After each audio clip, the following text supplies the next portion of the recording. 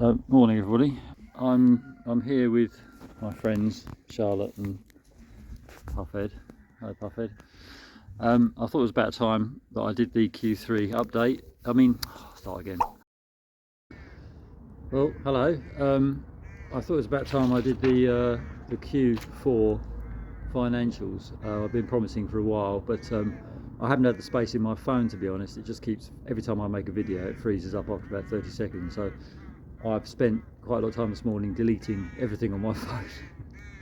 So I've now got some space, which is good. So those of you who've watched the previous financial updates will know that Q1 last year was not great. We were down about £22,000. Q2 we were down about £2,000.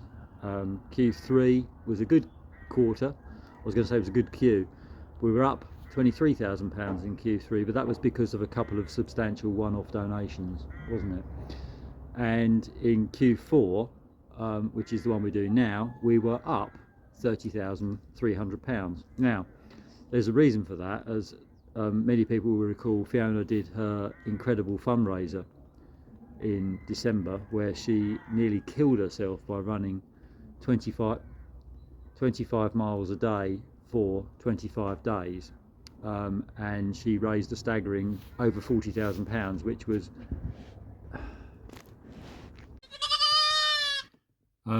there are less sheep in the car, and it's substantially warmer because although the sun's shining, it's actually freezing cold. Anyway, so quick summary on the year was that overall the year was 29.2 up, which is obviously very, very good news. However, you have to bear in mind that the previous year we were down 60,000. So in essence, we have recouped 50% of the loss from 2023 during 2024. And of course, this is all about trying to make sure that we can build up the reserve, but most importantly is to cover the monthly donations on a regular basis, because even just those months there, we saw that October was slightly up, a couple of £1,000 up, but November was down £3,000. And the only reason we are holding our heads above water is because of the one-offs, the one-off substantial donations. Like I say, in August last year, we had a five-figure donation which saved that quarter, and obviously Fiona's one-off substantial fundraising in December made an absolute massive difference. Now, some of that money is still going to come in. Like the match funding part of that didn't come in till January, so that won't impact us till 2025's figures. But when you take those items away, when you take those special one-offs, and obviously, we obviously hope those things will continue, but obviously we can't expect Fiona to have to break her body every December doing something insane to generate the interest that gets that kind of funding in.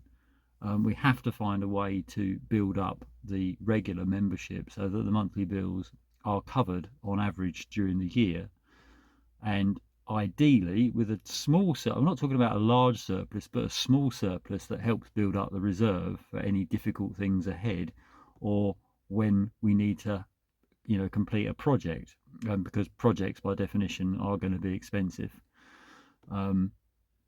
So the most important thing remains to try and build up people doing small amounts of money every month. We are seeing still high numbers of people stopping, particularly on, well, it's easy to tell on PayPal subscriptions when someone stops because we get a notification. It's much harder to tell when someone with a standing order stops, because we don't get a notification. And obviously there are hundreds of credits coming into the Sanctuary account every month, and without going back and comparing all the names on the previous statement with the names on the current statement, it's very difficult and time consuming to work out whether you've got a new name or one of the names has disappeared, and obviously you get timing differences around the end of the month, where somebody's name might not be in that list, but then again it appears at the beginning of the month in the next month, so they haven't actually stopped at all. PayPal is much easier, and we probably get, I would say, 3 to 5 people stopping each week on PayPal, and new people starting. If we get one a week, we're doing well. So that trend continues to fall as, of course, the economy continues to get more difficult. Electricity prices are going up again. Council tax rises I've just received my notification. I suspect you have as well. Everybody's bills are going up, up, up. And of course, in difficult times, the first thing that tends to go, not with everybody, but that tends to go, is it's a charitable donation. And as I've said previously, obviously we can't run the sanctuary without your help, and we are so very, very grateful to everybody who is helping, because literally without your help there's no sanctuary. We can stand here all day, but without your help to pay for the bills, we just can't do this. We're happy to donate our time for free. Fiona and I do not take any salary out of the sanctuary. It's all our time is donated for nothing, and everything we do is done voluntary. But we have to pay the feed merchant, we have to pay the farrier, we have to pay the vet, we have to pay for the muck to be removed, we have to pay for the disposals when people pass away, and it all adds up to a considerable sum of money, around about, as I say, about £30,000 a month. And we're almost there. Obviously, as I say, that the downtrend continues on the regular subscriptions, but you get the occasional ad hocs that kind of counteract that.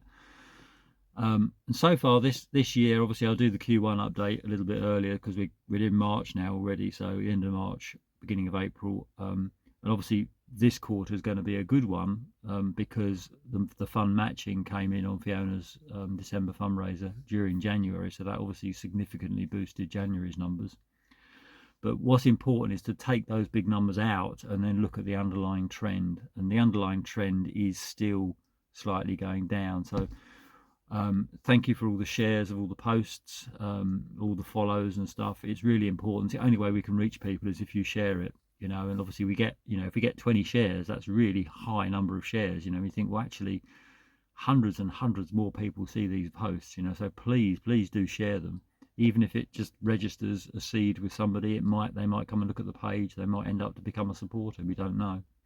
But without that share, they're never going to know, because the algorithm obviously works against us all the time.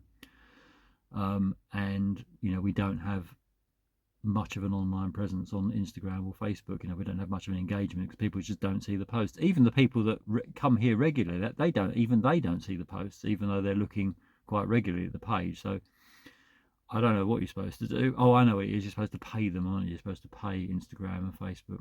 That was it. Yeah, well, we can't afford to do that. So there we have it. So hopefully that makes sense. Any questions, shout away, and I will do my best to answer. Thanks for listening.